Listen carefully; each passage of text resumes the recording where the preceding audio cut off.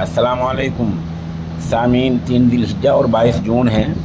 ख़बर का उन्वान है, माँ ने बच्चों के साथ कुएं में छलांग लगा दी, माँ समेत बच्चों की मौत।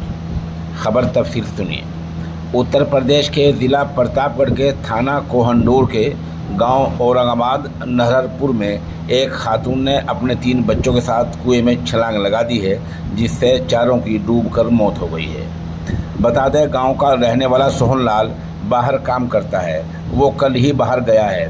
बीवी ने साथ चलने की जिद की थी तो शोहर ने कहा था कि अभी पैसों की कमी चल रही है, रुपये पैसे का बंदोबस्त हो जाएगा तो मैं बुला लूँगा।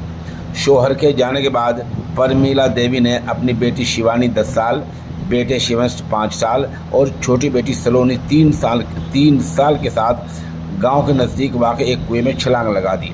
खबर मिलते ही पुलिस मौके पर पहुंच गई है और अब पुलिस मामले की जांच कर रही है। ख़ानदान में अफरा तफरी का माहौल है।